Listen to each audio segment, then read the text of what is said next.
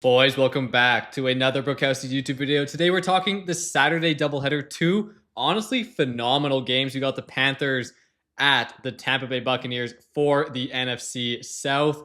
And then the second game, the night game, is the Seahawks at the 49ers for the number 1 seed. Loser gets the number 5 seed and has to play a playoff game on the road. So massive, massive game. So yeah, first round bye plus home games. If the Niners win this, they get to play, assuming they make the Super Bowl in their home stadium. So they get to play every single game at home. Again, I'm not saying the Niners are going to make the Super Bowl, but if they do, every single game at home. So massive, massive game for the Seahawks and 49ers. And then obviously massive game for the NFC South crown. Winner makes it as a 4 seed. Loser misses the playoffs. We are on a 7-1 run. We were 6-0. Then on Monday night, Ferguson got 2 or 3 catches, so that cashed. Drake London put up a nothing burger, so 7-1. Wish it was 8-1, but 8-0, but still on a pretty nice run. I got my 2 best bets for you guys, as always. But before I get into it, make sure you are taking advantage of all the free bread and free picks on Underdog, Sleeper, Chalkboard, PrizePicks, as always. It's kind of refreshed here, but I see on Sleeper, free $20, no deposit necessary. So this one, absolute no-brainer. Take advantage of the Sleeper free $20 available in all these states, in all these provinces as well. All you got to do, sign up with code BROS, BROS. They'll give you a free $20 to play with. And then Underdog, PrizePicks, Chalkboard, and Sleeper, as always. Deposit matches and free picks. So take advantage of all that free stuff. Free $20 on Sleeper, though. Take advantage. Absolutely no reason not to take advantage of that right when this video is over. Got my 2 best bets. I'm going to do 1 from each game. I also got a bonus one that is plus money, but I actually do like a lot as well. So that's going to be kind of a bonus one, but I'll do my regular two picks that I always do. My first one, I'm scrolling down here. Where on earth is he? Where did he go? I'm taking, did I miss him? Where's Chris Godwin? There we go. Chris Godwin. It went up a little bit, but I'm taking 36 plus receiving yards. We look at his game log, and he has been crushing since returning from the injury. So he was out for a while. So it was November 5th, and he was out till October 5th, and out till November 23rd. Came back, didn't do much, but since then, 5 for 78, 8 for 55, 5 for 20, 6 for 30. So these games, high receptions but low yards, and then last week 8 for 108 yards. So with the receptions, you could even take the 4+. It's lower payouts, you're not gonna get as much, but there even has been games like I think 3 catches and he hit his yards. Am I correct? Yeah, 3 for 78. So I am taking the receiving yards, higher payout, and he's been hitting it pretty solidly. Again, these ones did not hit, but also we look kind of crazy sidetrack, but also is related to Chris Godwin. Ibuka game log, he has completely fallen off a cliff. At this point, he's not really even a concern.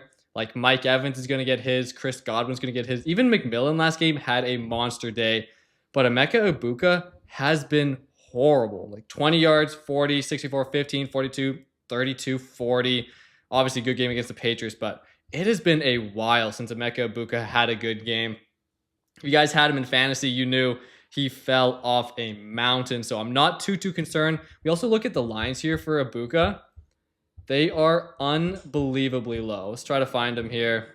25 yards for Ibuka. So even McMillan has a higher receiving yards prop than Emeka Ibuka, which is insane. So I'm taking Chris Godwin, I think, in a must-win game. They'll rely on their trusty vet. I think Chris Godwin has another solid game. 36 yards, I don't think is very difficult.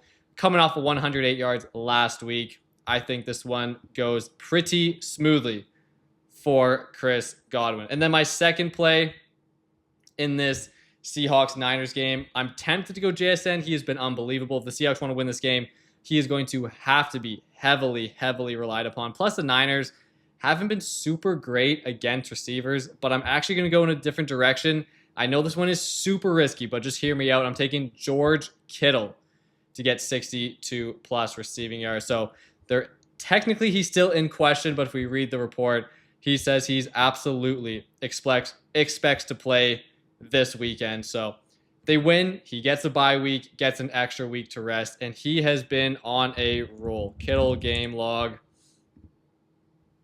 when healthy, 115, 88, 67, 78, 67, 84. So that's 1, 2, 3, 4, 5. Yeah, sorry, 6 straight games. 6 straight games where he's absolutely cashed this. And then week 1 against the Seahawks, he was rolling and then he got injured. I want to say in the first or the second quarter. It was very, very early on in the game. I know because I had him in fantasy. So yeah, he went out very early, scored the touchdown, but he was cooking the Seahawks in week 1 before he went down. And then they had, I think it was Tonjes score the game-winning touchdown later. So the Seahawks have given up tight end yards to the 49ers, and Kittle, when healthy, has been crushing this. Obviously, he didn't play last week with the ankle injury, so that's why it's risky. It's because the ankle injury, it could come back. He could, re-aggravate it. But knowing George Kittle, he's going to do whatever he can to stay on the field, get this W, get the bye week, get home playoff game. So I'm taking George Kittle to get 62 plus, and I'm taking Chris Godwin to get 36 plus. I said I'll give you guys one more bonus one. This one's plus money, so again, obviously more risky, but I love. If you guys watch the TikToks and the Instagrams, both videos I had with this game, I actually did have Mike Evans to score a touchdown. It's 1.13 on Underdog, so again, it is plus money, but Mike Evans, game log, he has scored 12 touchdowns in his last 10 games against the Panthers, averaging 1.2 a game basically over the last 5 years. Insane stat. Even last time he played Carolina, he did get a score, but we just go back through the years. This year, Carolina, 2 tuds. Where's the other Carolina game? Was there just one this year? 1 tud. So 3 straight games scored against the Panthers. 0 here, 1 here. So for the last 5. And then 2022 went crazy. 3 touchdowns in one game, 0 in that one. Not too sure how far this goes back, but yeah, 2 touchdowns against the Panthers. Was there just one? He might have been injured for the other game. But yeah, as you guys see, Mike Evans absolutely cooks the Panthers when he does play them. So this is all the way back to this is the COVID year. Panthers, let's see, that he touchdown against the Panthers, touchdown against the Panthers. So I do like Mike Evans in a, again, must win game. The Buccaneers have fallen off a cliff. They need to get their vets involved in this game. Mike Evans, I think he's going to score, 6'5" in the red zone. Is he is Baker Mayfield's favorite red zone target. So I think he's going to score a touchdown. I think Chris Godwin's going to get 36 plus receiving yards. So that's my extra little bonus one. Those are my 2 favorite picks for the Saturday doubleheader. And again, boys, take advantage of the free $20 on Sleeper. No deposit necessary with code BROS, BROS. And as always, PrizePicks Underdog Sleeper Chalkboard. Free picks, deposit match. Take advantage. No brainer, boys. It's all linked down in the description. But mainly, you just have to use code BROS and it should work. But appreciate you guys for watching. Hopefully, we continue this run we've been on. Again, 7-1. Hopefully, we can make it 9-1. If we include Evans, 10-1. Hopefully, we'll see what ends up happening. But excited for these games. Enjoy them. And then we'll see you guys again tomorrow for Sunday night.